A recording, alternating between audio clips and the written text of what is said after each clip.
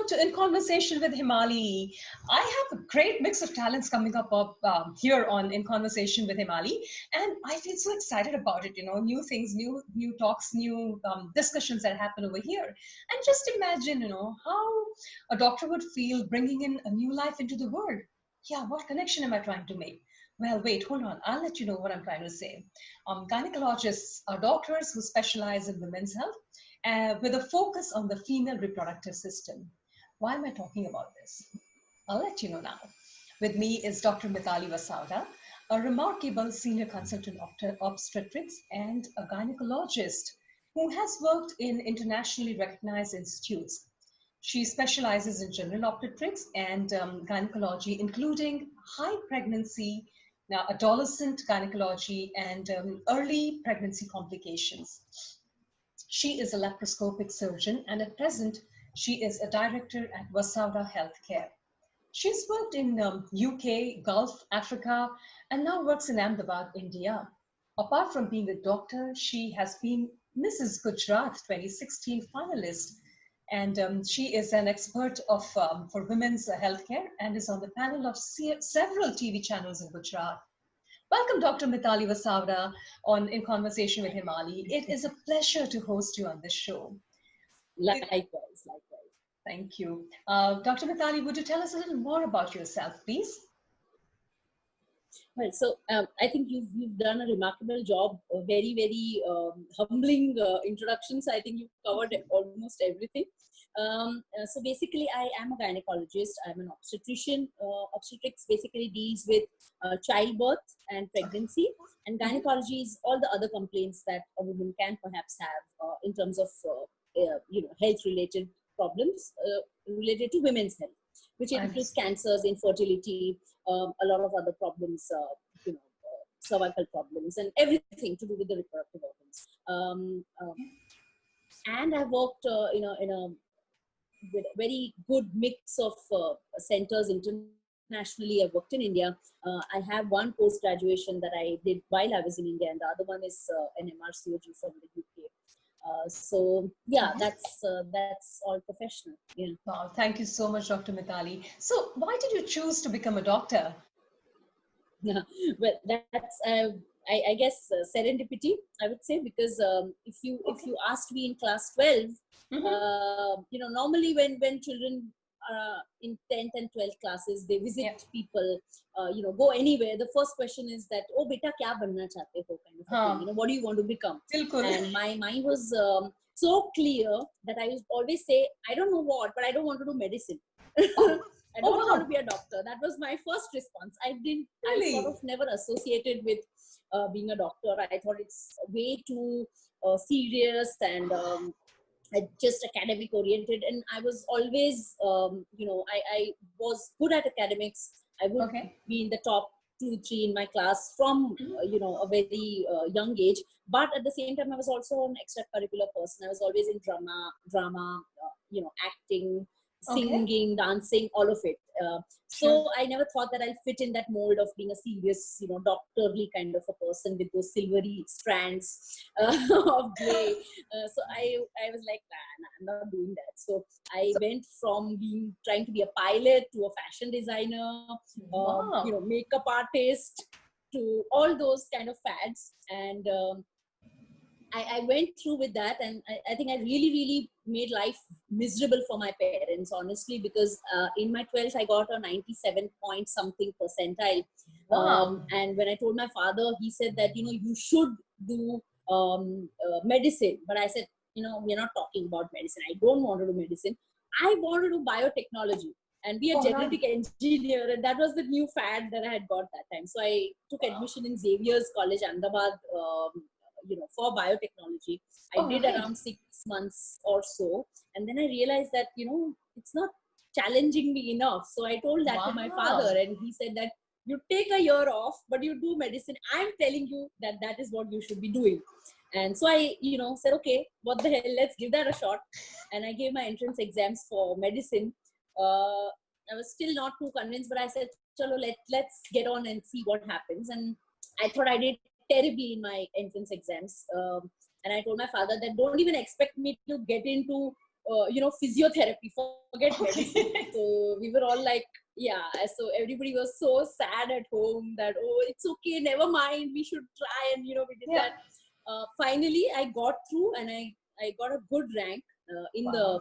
exams, All and right. I got a merit seat for MBBS Yeah. in Pune. So I had like very set rules, which I told my parents. I said, I'm not going to any village college because I don't like the feel there and I Sure. don't have anything to do. So even if they are very good colleges, in more, outside locations, let's say in Vidarbha and other places in Yeah. Maharashtra, I said, I'm not going there Okay. because there's no social life and whatever. So I said, I've been in Pune, I have friends in Pune. If I get in Pune, I'll do medicine. All Otherwise, right. so, you can see that serious I was about doing medicine. So I got into MBBS, Yeah. in the merit seat. So I went there. And then the day I went in for the induction, I was depressed because I saw all the students, with oil and, chotis, and they've been discussing that, हम तो 17 घंटे पढ़ते हैं, and I was like, I'm not Oh, going to study for 17 hours. I mean, what is this? So wow.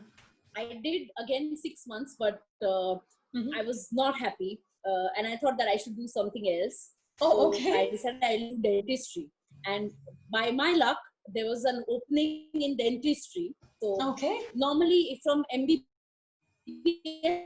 to Mhm. go to dentistry is easier because not many people are crazy enough to do that. So I All right. did dentistry, and after doing it for a month, I was like, I'm not doing that. I'm Oh not going my to do people's goodness. mouths my entire life. And, apart from that, they are also very good artists, dentists, they have to make those molds of the teeth and Yes. do all of that. Now, me and art, we are like far off. So I All can't do right. remotely anything that's artistic because it takes a lot of patience to, do those curves and, have Sure. that. I can't do that. So I then called my father back crying from Pune, and I said that, you know what, dental, I can't do it. I want to go back to medicine. My Oh parents my were like, what goodness. the hell is going on? I can So, imagine but their tensions. I was, yeah, so I was probably lucky, and maybe my parents were not that lucky. So there was a recounseling that happened because of some problems with the paper checking at the, Okay. Maharashtra, medical board level. So there Uh-huh. was a recounseling, Okay. and it was like a big stroke of luck. I just came there for the counseling, and there were 3 seats that were there, and I Mhm. got back into medicine. And then I was like, okay.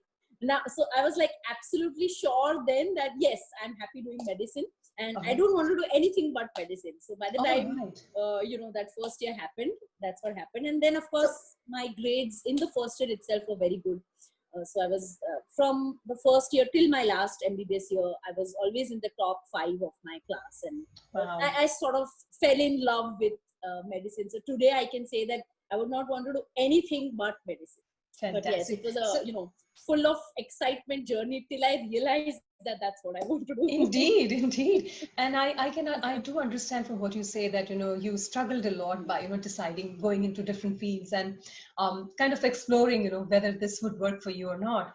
And finally, you Mhm. came to this choice of, doing nothing but medicine. And because you were True, sure true. about it, you have, reached where you have, isn't it, Dr. Mitali? I don't know, but at least, what I felt is that I didn't want to be doing something for the rest of my life, which I'm not Sure. convinced that I should be doing. Sure. So it So, was, yes, definitely, there are some students who are extremely focused, and probably from the KG, they know that they want to be a doctor. yeah, That's wonderful because they save a lot of trouble to their parents. But I, for me, I was like, I was edgy. I was never sure, like, nay, this is better. No, maybe that's better. And maybe that's sure. what happens to children in the 12th age, that Yes. there's so many things, so many avenues, Yeah. and you want to do so many things, but then maybe at the core you are good at something which Yeah. perhaps you don't know. And I think Sure. that's where parents role come in, because Yeah. my Right. parents knew it, that Yeah. you should do medicine, but they still gave me that room to make my own decisions. That's And then, wonderful. at the end of the day, come back to what they said. But then at least I didn't feel that it has been forced upon me. It was Right. my So choice. it's very nice where you say, that your parents supported you. And I think as parents, we Yes. all need to kind of give that little space where, your children can decide Right. what they would like to do in their lives.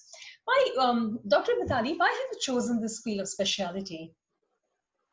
Well, again, I was not sure what I want to do because, once I fell in love with medicine, I loved pediatrics, I loved gynecology, I loved surgery, I loved medicine, I loved even TB chest hosting, psychiatry. I mean, I just devoured everything, every, All right. subspecialty I loved. Okay. And in fact, I got almost distinctions in, even subjects like pathology, pharmacology. So when I'm doing Brilliant. that subject, I feel like I should do just this. I don't want to do anything further, and I would love it. So, Right. in my final year, I topped my college in general surgery, and Fantastic. You so have then I been. wanted to do general surgery. Yeah, Okay. so I wanted to do general surgery, but again, general surgery is now divided into orthopedics, other specialties. Gynecology is a Okay. separate head altogether in the final year. Okay. So I wanted to be an orthopedic surgeon, which is a All right. shock for many people when I tell them that Yes. today. Yeah. But when I told that to my head of departments, they were like, "Are you crazy? There are no girls in orthopedics." Or at least in our Oh. college, there were no girls in orthopedics. Oh, is that It's right? considered to be a very heavy Male line. field? So you're lifting bones and putting nails and plates and all of that. So although I got full marks in the practicals of my orthopedic exam, Oh, wow. then everybody was sort of like, no, don't go in for ortho. And then somehow I said, all right, okay, so what's the next best? So again, there my parents, especially my mom's advice came in handy. So she Okay. said that, see, being a woman, you can understand a woman's problems better. Secondly, women will feel comfortable coming to a woman doctor and Absolutely. discussing their Yes. problems. And because I had a thing in my mind that I want to do surgical procedures in Mm-hmm. my career, Mm-hmm. so obs and gynae is being a physician, being a surgeon, being a counselor, uh, you know, uh, guiding a woman through difficult phases in her life, and it sort of all came together. So, which Right. is why then I decided to do obs and gynae. Fantastic. And undecided, and yet your inner self led you to the right specialization, Dr. Mitali. Being a Yeah. gynecologist and taking care of high risk pregnancies must be very, very challenging, I'm sure. So, how do you react under pressure? Well, again, I think from the basics, if you've done it right now, a lot Mhm. of people tell me that being a lady, being a mother of a child, and Yes, don't you find it taxing that in the middle of the night, 2 a.m., you get a call that somebody of is in course. labor or there's some emergency? But Yes. honestly, and I think my family will vouch for it, that if I don't get those emergency calls, that's when I feel miserable, because All right. I've sort of started thriving on that adrenaline rush of being able to go out there, help somebody who's Wow. probably in trouble. And at the end of the day, when you see a smile on their face and they're happily settled in the ward, that sort of makes you feel that, okay, you've done something right in life. So somehow that doesn't annoy me, that I have Right. to sort of attend to emergencies. And most of my patients will have my personal contact number, so that if they feel anything out of the ordinary, they can just give a call and be reassured. I'm sure these the whole pressure might be creating so much stress in you. And how do you handle your stress? Do you do exercises, or do you have other creative ways to let it out? What do you do about Yeah. that? So, see, most importantly, what happens is that when you go through your medical training in the right manner, with Hmm. the focus and the love that you have for the field, Hmm. ultimately what happens is that you don't feel stressed Okay. with all these things.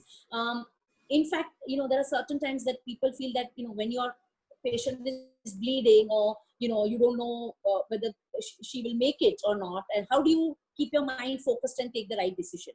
So I think there are certain times when the emergency happens is when your reflexes kick in and you take the right decision. Somewhere I feel uh, doctors, especially me, I would become like a yogi. I go in that kind of a trance that nothing else matters, but I know exactly Wow. what I want to do. So and I think that comes out of years of training, years of Experience. not being pressured under stress, because when you're Right. pressured and you take a decision, you tend to take a wrong decision. Oh, So when you can detach yourself from what's going on and just focus on what's right, next step for the patient, without worrying that, oh, if I do this, will the patient still make it, or will she live, or will she not live, and what will happen? Right. So when you're able to cut that off and take a decision, then you eventually take a correct decision. Very well Apart said. from that, I think what I do is when I'm in the hospital, I don't worry about home. And when I'm at home, I don't really worry about the hospital going on. So I'm a completely, routine person when I'm, at home. So I do my workouts, I do play with my kid, take care of him, go out shopping, do the routine what everybody else does without having that baggage that, oh, I am a surgeon or I'm a doctor. Yes, again, if there is an emergency call, then your other self sort of kicks in. So a little bit of a bipolar behavior there, but I think it works. No, I would rather say that you prioritize, in the correct way, that, when you're home, you attend home, when you're away, you attend where you have to. And you just mentioned that you have a son. How old is your son, Dr. Mitali? He will turn 11 in 4 months. So he's 10 and some 9 months. Yeah. Wonderful. All right. So I understand that, pressures led you to understand that challenges are a part of your profession. And and you're dealing with it so well. So what does a normal day look like in your profession? Well, there's no set, because medicine is not a 9 to 5 job. There's never any set day, so there's never any set weekend. Like for most people, weekends means snoozing and relaxing and whatever. But it's never the case for us. So on a Diwali night also, I might get a phone call and I might have to go. So I tell a lot of people that if you're going to be disappointed by me suddenly disappearing from the party or the function, don't call me, because it might just happen that I have to leave. So there have been many times that I've been going for somebody's wedding and I'm with that heavy sari and all of that, and I get a call, so I have to go back to the hospital exactly that way. But it doesn't really matter, because at the end of the day, that's a priority. So for of you, course, my family has a lot to do with that. Yeah, I understand. Sure. So I'm because sure if you don't have that kind of a backup, you can't have those wings to fly. Definitely. So it's work all the time for you, and yes, definitely family support makes all the difference in a doctor's life, I would assume. Yes. So you have been one of the finalists for Mrs. Kuchar Beauty Pageant. Can you tell us a little more about your experience there? Well, actually, again, that was something that happened by chance, that I was to be going there for some other reason, and then some of the judges, they knew me personally, and then they said that why don't you take part? And then my mom was there, so she's always up for such things. So she's like, yeah, why not? You go, and do it. So I went through all those things, and I took it as a way that these fashion shows and other things, a lot of people watch them. Right. So my purpose behind getting into something like this was to create awareness about how important a woman is in not just a family, but in the world, so to say. Right. And especially in India, the evil that we have, which is female feticide, in which female babies are killed inside the mother's womb or aborted because a male child is considered to be superior or better. This is something that I've always cringed at the thought of, and whenever posed with any questions, I always made sure that I bring this in somewhere, so that I think somewhere at least people start thinking about it. Because what happens with practices in cultures is that people do something for years together, and then they somewhere down the line stop questioning that practice. And that's where I think a lot of dirt sets in, because if you don't question it, you don't renew it, and you continue with the wrong things. So if you think about it, you'll eventually realize how important a woman is and how wrong it is to, abort a female child. Right. That's such an important thing that you have shared with us, Dr. Mitali. Girl child is just equally important as a boy child is. I would like to know, how do you manage to keep the work-life balance with the kind of stressful work that you do? You did mention that you kind of cut yourself off, but are there any other ways that you balance both? Because we have so many professionals, who find it difficult to balance both. How do you do it? Well, it's again, if you're passionate about your line of work, then work doesn't remain a stress. It becomes a happiness. Right. So that is why I'm very happy that I chose a field. I think very, very, very few people can actually say that they are very happy doing what they are doing. And it's a pleasure for them to do work. So when your work is a pleasure, then you are not stressed about it, and you are happy doing your work. So that's exactly what the case is with me. So I'm happy being a mom at home. I'm happy if I'm cooking. I'm happy because I do it out of choice. None of it is forced. Right. Beautiful. So, Dr. Mitali, could you share an anecdote of an interesting experience you've had in your profession?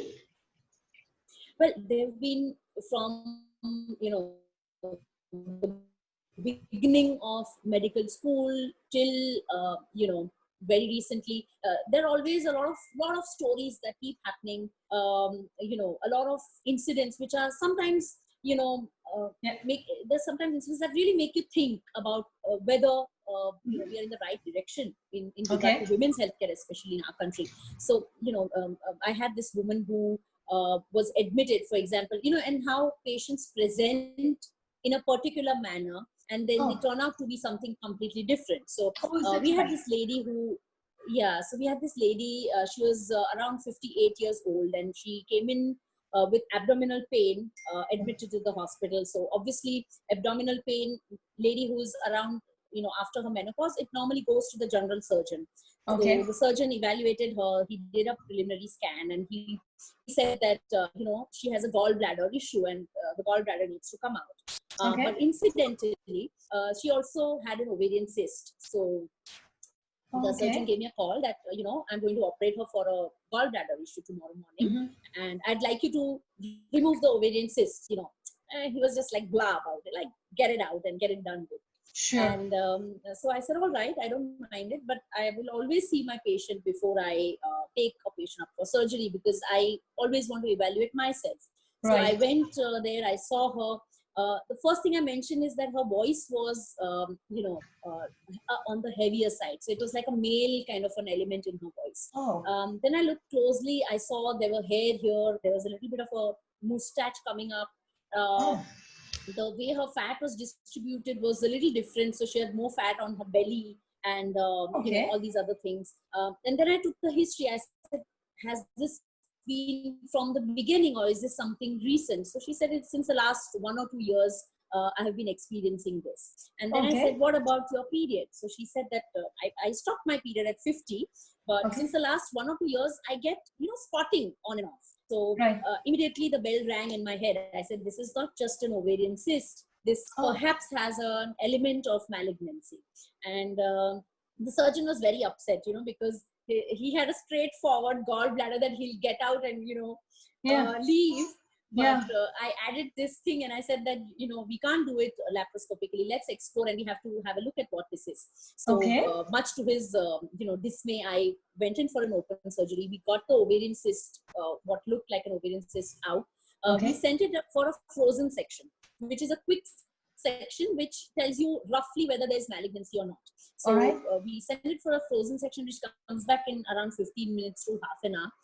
It came back as a very rare tumor, which is a Sertoli Leydig cell tumor, which is a tumor of the sex hormone. So it came back as a sex hormone making tumor of the ovary. Which makes both the female hormone and it makes the so it makes the female hormone and it makes the male hormone. And because of that, she was having bleeding, which restarted after menopause. And because of the male hormone, she started having the coarse voice, the male pattern hair, male pattern fat gain. Oh my goodness! Wow.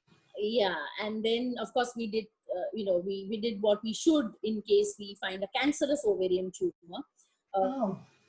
So we removed the ovary, we removed even her uterus, and if you remove them at the right time, they don't cause any further trouble. So this is what we did, and she still sometimes calls up and follows up from Kuchar, where she was from. And these things make you feel really happy that you sort of did something that saved her life.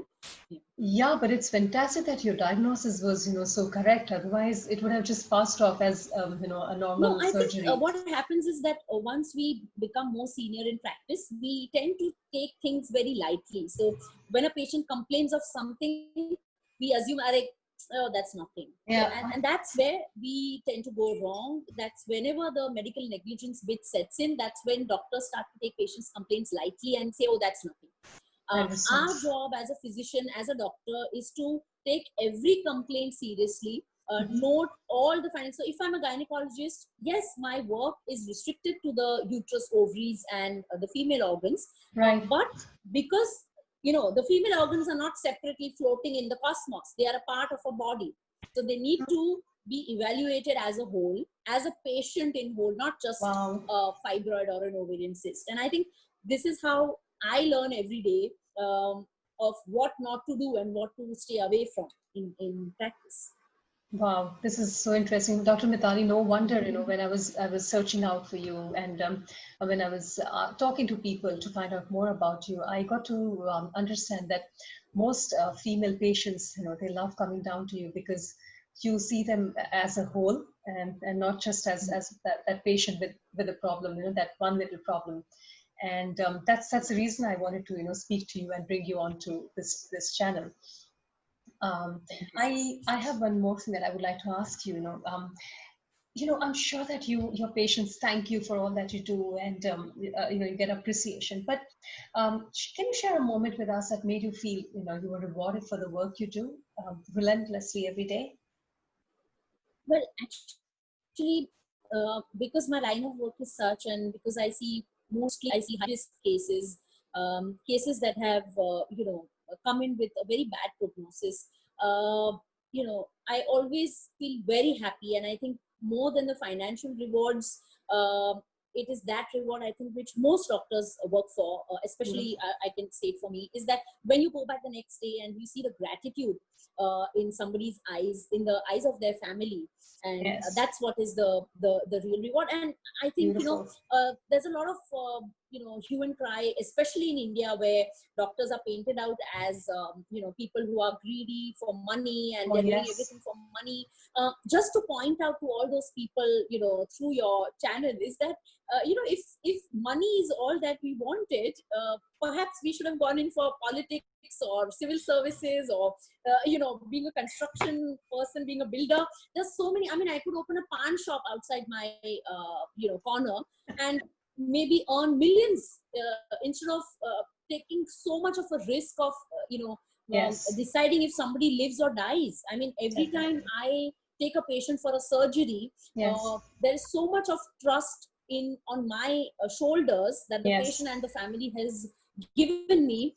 I could, when the patient is under general anesthesia, I can do what the hell I like with the patient. And that's the responsibility.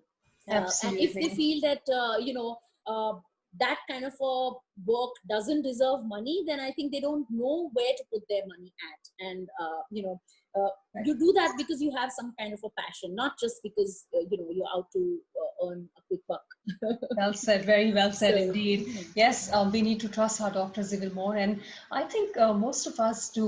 We when we come to a doctor, we kind of just start believing that you are you're almost taking the place of God for us, and taking But care again, of I have an objection to that. I feel that patients blindly trusting their doctors is also something very wrong, because as a patient, you should also be aware of your rights. I see so many patients who have been bullied into surgeries, who have been told, okay, if you don't do this, it's your responsibility. I would say stay away from a doctor like that. So it's not all on doctor's side. Oh, doctors are great and doctors are this. There are doctors who you should be careful about, because you don't know, what they know, and you're supposed to trust them. So you're supposed to first figure out whether you should trust them. Right. And very also, well said. There are a lot of resources available nowadays. For example, there is the Royal College of UK that puts out patient information leaflets. In my clinic, I make my own patient information leaflets where you have a question and then you have an answer. So we address all the questions that a patient might have and give it to them, let them read it, come back to us with more questions. I think the more questions a doctor answers without being frustrated and troubled by it, you should be assured that the doctor knows his job and that he's patient enough to deal with your problems. So he would be patient enough to treat you. Wow. Thank you so much, Dr. Mitali, for that tip, because God forbid, but if we ever need, to go to the doctors, we will really know, how to go about trusting our doctors. Dr. Mitali, in your perspective, are you successful? And to me, definitely Well, I you think, are. But to you, yeah. And if yes, what did it take you to reach the heights? well, I see success and failure as a very dynamic proposition. So if I let's say did my morning workout very well today, Mm-hmm. for the next 1 or 2 hours or till my next workout is due, I think I'm successful because I worked out well. Right. Similarly, if I manage a case well, I think I'm successful because I did something right and I did what I was supposed to do. Mm. So that's success. But then if I take that thing to my head and say that, oh, I'm successful, I'm great, and because I did a good workout today, I don't need to do anything for the Sure. rest of my life, then I think I'm a miserable failure. So to do something right is success. I always congratulate, because it's a lot of that they need to keep telling themselves that every day that they cook a good meal for their family, they are successful. They're doing something. They're contributing to the world, and they are taking care of their children's nutrition, their husband's nutrition. So Sure. they are successful. So I would say Absolutely. every housewife is successful in what she's doing. Beautiful. Similarly, if I'm doing something right in my field, I'm successful till I don't start taking it to my head and I don't start treating things casually, uh, keeping the focus where it should be, and Right. not taking things for granted. I think that Very is well said. what success, Thank and you. constantly learning. So if you feel I'm successful, I stop learning, then I'm not a successful person anymore. So if you're constantly updating yourself and learning, I think that's what life is about, not just a profession. What a beautiful message you left behind for all of us. Dr. Mitali believes that her only competition is the person she was yesterday. And she believes that Exactly. consistency is more important than perfection. She looks at her failures as a stepping stone to success and doesn't allow it to bog her down. Rather, she takes it as a challenge and moves ahead. Leaving you all with these thoughts in your minds of believing in yourself and looking at life's positive side. And of course, keep moving ahead and stay happy. Dr. Mitali, thank you so much for being with us. It has been Thank a you so much. complete It pleasure was a talking pleasure. to you and hearing the things that you have shared and learning from you. And may you always find, your dreams coming true. Thank you very much for spending this time with us Thank you. and have a great day. Thank you And to you all, my so much. viewers, don't forget to like and subscribe to my channel. And if you know of a story of success, your own story, or it could be somebody else's, then do write in a mail to me. My email ID is in the description. And you could write to me, and I'll try bringing that person up here on the channel. Dr. Mitali, thank you very much. Thank you so much. Pleasure it was, and it was a wonderfully stimulating session. Congratulations to you for coming up with something like this, and I'm sure a lot of people they find a lot of knowledge in all these stories that keep coming up regularly. Yes, just trying to reach out to as many as possible. Thank you very much and have